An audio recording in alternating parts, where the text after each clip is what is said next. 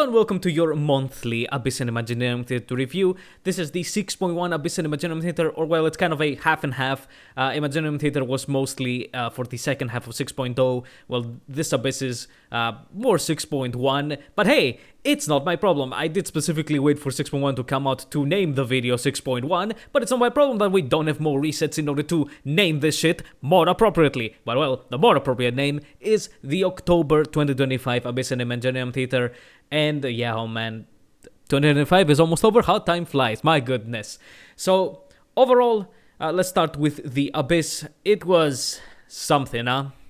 It was very much something, and I think we immediately need to get into detail on why that is. Starting, of course, with floor 11. 11.1 has no monolith. The first half is just one enemy of the new Nod-Krai animals that place the healing debuff on you, and you need to heal to max HP to not deal 0 damage, basically. But with floor 11, it can easily be killed before it gives the debuff.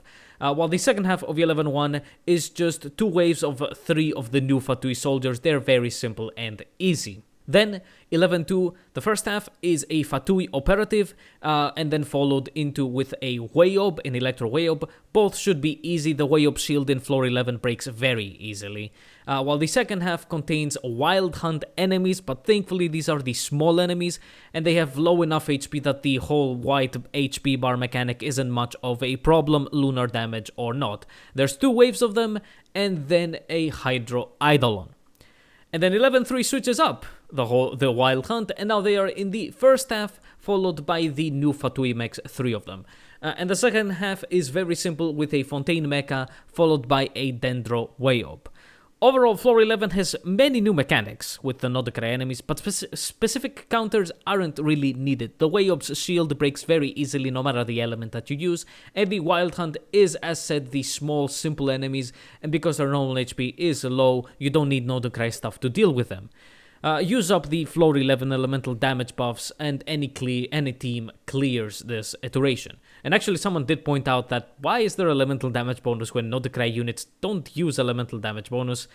I mean, I would guess it's to keep the tradition, because elemental damage bonus has always been there on floor 11. But it helps, you know, before you get into the bullshit that is floor 12 with the super specific buffs, I guess. But yeah, floor 11, use those buffs and you'll easily clear the Way-Ups, the Wild Hunt enemies, and anything.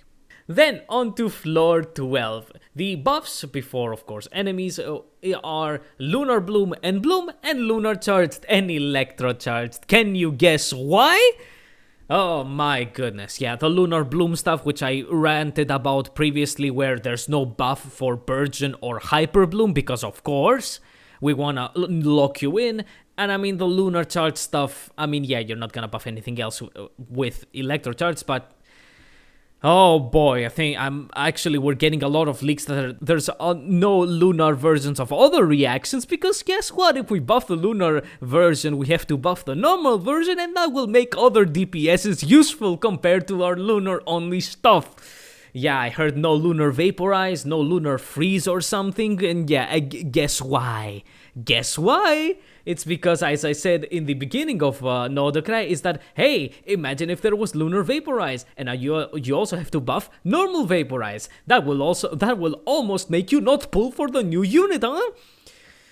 Oh my goodness. Anyway, we will cover this floor 12, in halves rather than chambers. I know it might sound, that sounds a bit weird, but yeah, we'll cover them in the first halves first, and then the second halves all together, because of how it is structured. I think it fits here because of the bullshit. The first halves are actually very easy, with only one main requirement, and that is a Hyper Bloom character, believe it or not. Grab any suitable Electro character, Raiden, Cookie, whatever, and fill them up with Elemental Mastery, and all the first halves become super easy. 12.1 has 3 waves of 1 enemy each, starting with a Hydro Eidolon, followed by a Fontaine mecha, and last one of the new Nod-Krai animals, so a healer is also needed, but finding a healer for Hyper Bloom is super easy. Yao Yao, Baizu, Kokomi, anything like Hydro healer, Electro healer, Cookie herself, a Dendro healer, of course, like there's an abundance. All of these enemies are simple, so no specific counter is needed. 12.2 contains the Vishap local legend from Enkanomiya. This guy needs some decent Dendro application because of the Hydro Shield it likes to spawn whenever the fuck it decides. I have had it spawn it once per fight or constantly back to back. Anyway, you need some good Dendro and healing potentially because it sucks up your energy, and if your character is at 0 energy, it starts eating up HP and you can easily get caught off guard and your character dies. Hyper Bloom strategy still continues to be really good here, by the way, and yeah, like Dendro for the Hydro Shield is the main way to get rid of the Hydro Shield, so you know, do that. And speaking of Hyper Bloom and the Hyper Bloom strategy, 12-3 is the Crab local legend from Nod-Krai that needs Bloom, Lunar Bloom, Hyper Bloom, Burgeon stuff.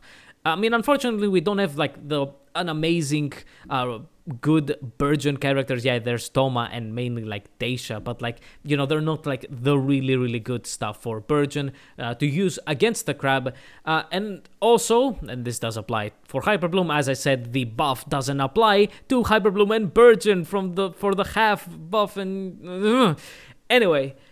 The Crab is actually super easy with a Hyper Bloom team if you aren't planning to use Nilu, Llama, Nefer. Actually, if you have Llama or Nefer, I would keep those for the second halves, and as you will see. Yeah, Lunar stuff and Nilu destroy this thing, and if you have a well-invested DPS for your Hyper Bloom team, a la Quick Bloom style, so something like Al Haytham or Seno, then you can still run that team but not force full elemental mastery on your Electro character. Sort of an example, one of my friends did this. They have a pretty well invested Al Haytham with plenty of constellations, and they didn't like jack their Raiden with full elemental mastery, and they still cleared the Crab pretty easily. But you still need like Hyper Bloom and stuff in order to get the Crab down when it flies up and it spawns the mushrooms. That's the main reason why you need Bloom, Hyper Bloom, Burgeon, but also because the mushrooms have a special mechanic where I think we did see this. We did see this guy in Stygian mainly. That's where I mostly ran the Hyper Bloom stuff. But yeah, like you can stack Bloom, Hyper Bloom, and Burgeon damage on these mushrooms compared to normal enemies that have the limit on how many cores can actually deal damage. But the mushrooms, no, and also it spawns like a fuck ton of mushrooms, so the damage stacks like crazy. And actually, I had a ton of fun running Quick Bloom Seno in this Abyss. He performed exceptionally well, especially when the auto-targeting decided to work and actually hit the Crab compared to the mushrooms on the other side of the arena, which it did many times. But yeah, Quick Bloom Seno was actually one of the only times I've had a lot of fun in the Abyss. Generally, I mean, Seno is a fun unit. It's just that he's a bit weak and he doesn't have like amazing teams. But seriously, Quick Bloom Seno, just Baizu Seno, grab a Hydro like Xingqiu. I sometimes even use Furina to boost the damage a bit, and then Raiden or something. And I had energy, I had everything. Seno was doing really well. So yeah, if you're up for running a Seno after so long because he's been out of the meta forever, here's your chance. Then we get to the second halves. And they are almost all of them absolute cancer. Fully, both 12-1 and 12-2 contain Wild Hunt enemies, with 12-1 having the Light Keeper local legend, and 12-2 having the big elite Wild Hunt enemies, 2 of them to be exact, split into 2 waves, and these enemies are absolute cancer without lunar damage. And this is what pisses me off the most, man. Bleeding damage into the white HP bar is not based on your moon sign level. They could have easily made it so you could use some Nod-Krai 4 stars to get Ascendant Gleam, or right now Nascent Gleam with Aino, and slowly reduce their max HP with any suitable team. But no, like you can see it in the background footage, I did use, you can see it in the 6.0 review, which I used this footage, but here as well, you see me slotting Aino in a Hu Tao team, but it doesn't fucking work. You need specifically lunar damage to do that, and that's when your moon sign level increases the bleeded damage. It pisses me off so much. If you use any lunar damage, all the second halves become a joke. A literal joke. The mechanic might as well not exist. But without it, the DPS requirements for these chambers goes extremely high up.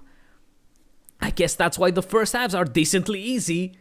But seriously, you will need some really good teams to brute force this mechanic. And I do suggest a team with non-stop DPS. So any character that has as 100% of uptime on a damaging ability as possible, a la Furina or somebody else, because you really do not want your rotation to end exactly when you get their normal HP to 0, because you will not have any time to reduce the max HP.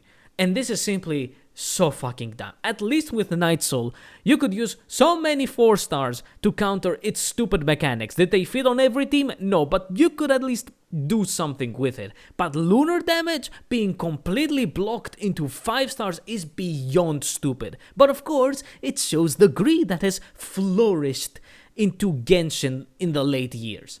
So yeah, 12-1 and 12-2 second halves will make you struggle if you don't use lunar damage on them. And the Lightkeeper local legend is also extremely annoying, because he non-stop, after you deplete his HP once, does his absorption attack after he spawns some small wall hunt enemies. And if you don't stop the absorption attack, either by getting his normal HP to 0 or killing these things, he reduces the damage done to his max HP and also deals a fuck ton of damage, most likely resulting in a one-shot of the active character.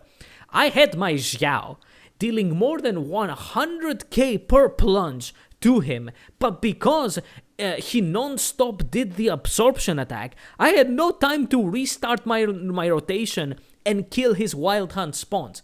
Just think of this, 100k per plunge on Xiao, and I think, I'm not sure if I had Furina there, so she also had some, DPS going around non-stop, and it's not enough because it is non-stop 100k. Like, holy shit. But then in 12-3, because yes, we still haven't talked about 12-3, this was all 12-1 and 12-2. 12-3 is the Fatui local legend. You might have seen if you did Stygian, and he's piss easy. Just use some electrocharged, no lunar damage needed, he gets fucked by a simple electrocharged team. Whether that is using something like, I don't know, Nuvilette Ororon, or Overvape with Huta or whatever, he gets destroyed. 12-3 in full, like both halves, is extremely easy, but all chambers before it are absolute cancer. And you have to go through those if you want to test any other teams in 12-3, which is what I wanted to do, but it was hell. Overall, this floor 12 is abysmal. Haha. You can't even call it restrictive. It's just bullshit. All first halves are extremely easy with a Hyperbloom setup, and a Hyperbloom is super easy to set up. So, like, it's not restrictive there. But the second halves, you got no lunar damage? Well, I hope you got some super meta team or super invested older team, else forget about dealing with those chambers easily. At all. Like, seriously. I mean, everybody that I saw is like, oh, they're supposed to have so much HP. Here's Skirk, the best Skirk team you can have, or here's the best Mafuika team. Oh, so easy. And I'm like, go fuck yourselves. Right? Like, I think we can all agree that these are absolute bullshit chambers. Wild Hunt, which I predicted very well, is utter fucking garbage. They could have easily made it so that you could slot in Aino right now and do pretty well, bleeding some damage into the max HP. Or hell, even if you didn't have lunar damage and you had Ascendant Gleam, that it wasn't like 90%, which is right now. Like, if you have Ascendant Gleam with lunar damage, you bleed 90% of your damage into the max HP, right? You could have it be 50%, 40%, I don't fucking care. 30% and 50% for Nascent and Ascendant Gleam with no lunar damage. And guess what? People would be fucking happy. Genuinely, I would be happy. It would be tough, but it would be fine, because Aino isn't the worst unit, and I mean, yeah, we gotta wait for Yahoda right now for another 4-star, but still. But no, it is exclusive to lunar damage. Like, and again, lunar is of course locked behind the 5 stars. Oh my goodness. And speaking of lunar, baby, let's get into Imaginarium Theater. The new Lunar Mode is utter garbage and bullshit. But before details on that, the elements, this time for Imaginarium Theater, were Hydro, Electro, and Geo. A pretty bad combo. Hydro and Electro are there for lunar charged teams and nothing else. And Geo, well, less is more, I believe, for it. It has some good supports if you got them, and like one character that wants other elements, but nothing else. And most people have not pulled for multiple Geo 5 stars, right? Like, let's be honest, you most likely haven't. If you got yourself Ito from back then, you most likely did not necessarily pull on for Navia, right? And maybe you got Albedo and Shiori, but like, you gotta wait for 6.2 for Albedo to be really good. Spoilers on the 6.1 review where I'll mention that. Anyways, starting characters then are okay. There's Yelan running an okay build, followed by Aino, who is running her normal build, but of course without a second Nod-Krai character, she's cut in half and useless, because the only reason you use Aino is because she has lunar damage buffs and elemental mastery buffs on her constellations. Then there's Varesa with a normal artifact build, but she's using the Royal Grimoire. And that is just sad to see. There is somebody in the MiHoYo offices that is such an absolute hard-on, such an incredible boner for the royal weapons that he uses them on these trial characters. Like Beidou with the Royal Claymore, here Varesa with the Royal Grimoire instead of a fucking Witsith or something. Like, get this guy away, because these are completely useless weapons. They are the worst of the worst of weapons. They're worse than 3 stars. So get this guy out and give these characters good weapons. Anyway, then there's Ian-san with Cinder City and Favonius, so she is fine. Then there's Ito on his normal White Bind build, which is what you would expect with Husk. And Goro with Husk as well, which is not really the best for him. I myself only use it for some extra healing because his healing on his C4 is based on his def, but it's useless for anything else. He's not here for damage with the geo damage it gives, or any sort of defense scaling. He has no defense scaling. Goro has no defense scaling, which is insane to think. But yeah, his defense buffs are not based on his defense. So Husk is completely useless on him. So Noblesse would have been a better thing. And he has Favonius, which, yeah, that's fine.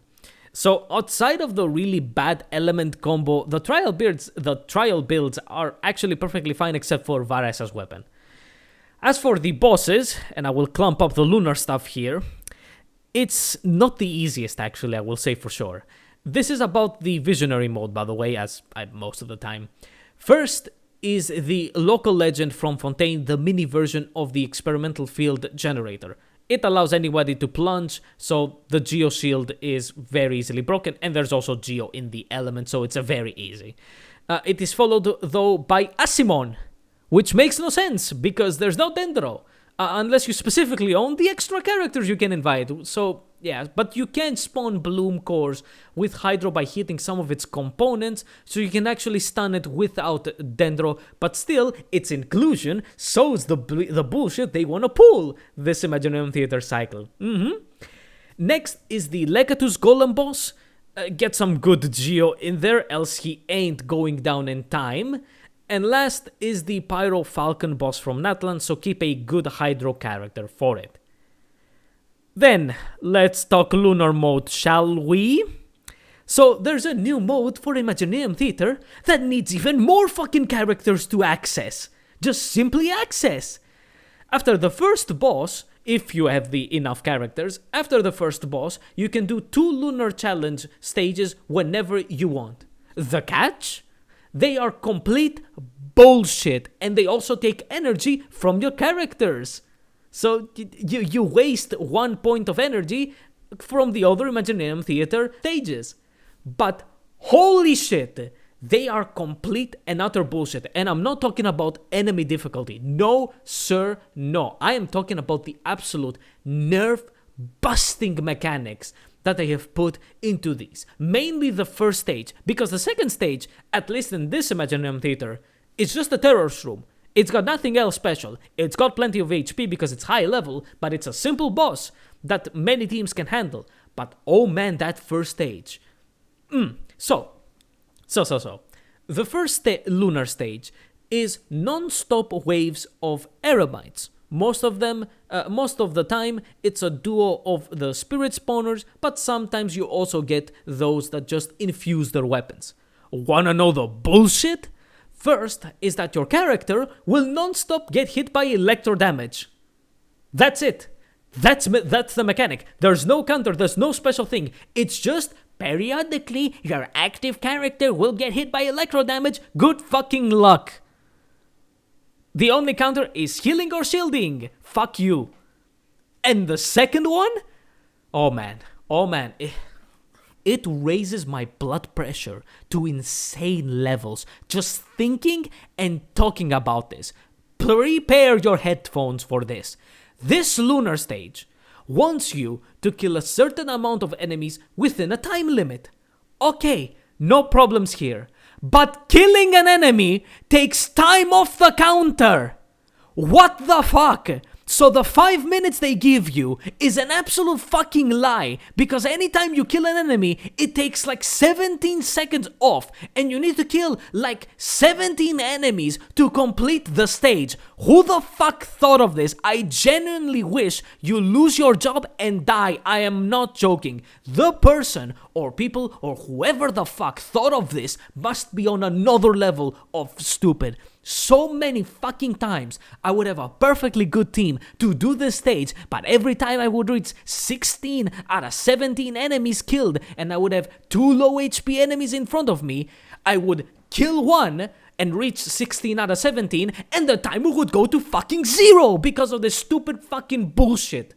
My goodness, this is beyond dumb. You can hear and visualize just how stupid this is and how mad it makes me. Holy fuck. This, oh boy. And that's Imaginarium Theater. Pretty bad element combo because Flint was on the banners at the time and we need Lunar charged. The bosses are not the easiest and the Lunar Mode needs killing. Get it the fuck out. And what do you even get for going through its hell? A shitty Arcana card that does fuck all. It's just some lore garbage. You don't even get like a buff or something for the rest of the Imaginarium Theater after doing the lunar stages to help you a bit. Like, why not allow the player to restore energy to a character that's out or something as a reward? Since doing these challenges takes energy from the characters, like holy fuck, a buff or something, you get fuck all. So overall, Abyss was not fun to go through without lunar damage. And Imaginarium Theater made me reach a new level of madness and anger with Genshin, with the lunar bullshit. How would you look at that? Both of the garbage is lunar based. My goodness. Holy shit. And that's it. That's October Abyss and Imaginarium Theater. It's wow. Just wow. Like, I started off the first halves with just the Hyperbloom setups in the Abyss, and I was like, oh, this is interesting. We got a pretty easy thing. You just need some Hyperbloom. Hyperbloom is fun. Hyperbloom is creative. You can make some creative teams. You can do some stuff. It's all good. But then going into the Wild Hunt without my Flints was like, holy shit. I had to bust out my C6 Furina plus Nuvilette plus Kazuha plus Oraron to just do something against the Wild Hunt. You need super DPS teams against those. You cannot do them with your normal stuff. The Wild Hunt is absolute bullshit. I told you, a Xiao, like a premium Xiao team. Yeah, I don't have Jian Yun, but still, C6 Fanuzan, got a C6 Jian, got Bennett or Furina, and then a Xiao doing 100k per plunge could not deal with a fucking Lightkeeper boss because of its stupid mechanic. Because it wanted non-stop AoE damage, and sorry that I have to do a bit of a rotation to go back to my Xiao, right, and set up my buffs, non-stop because it did the absorption mechanic and it killed my Xiao. Like, why? Holy, 100k per plunge, not enough! Not enough. And then the Imaginarium Theater stuff, holy shit, man. I mean, honestly, thank fuck I don't record the Imaginarium Theater or my microphone while I do it, because your headphones would be done. You would not have speakers or headphones with how mad the lunar shit made me. It is insane. Even if you get, like, yeah, I can use a busted theme on that first stage, but just the concept of this stupid mechanic they put on that first lunar stage is enough to make anybody mad, I believe. Anyways, I'm gonna need to go fucking like lie down, because again, even just talking about this crap made me mad. So I will see you most likely, I don't think the 6.1 review actually, I think we might get another Abyss and Imaginarium Theater cycle. Hopefully it's not gonna be hell. We're gonna get another cycle of those before the 6.1 review, so that's gonna be that. As for character reviews, I got nothing this time. I mean, it's Nefer plus Furina, and I've already done Furina. And then there's, I don't remember who's on the second half, except for Zhongli. So, yeah, I mean, I'm not... We've already done videos on those. There's nothing else. 6.2, though, is Durin and Yahoda. Yahoda is looking interesting, but I don't think she's gonna be that interesting to make a video. Durin, on the other hand, and the whole buffs that's coming if you're following the leaks is very interesting. But that's gonna wait for 6.1 and 6.2. So, yeah, most likely we're gonna get another Abyss Imaginarium Theater video for November, and then the 6.1 review, which doesn't have much. Let's not mention Miliastra Wonderland, please. Anyway, I'll see you then. Goodbye.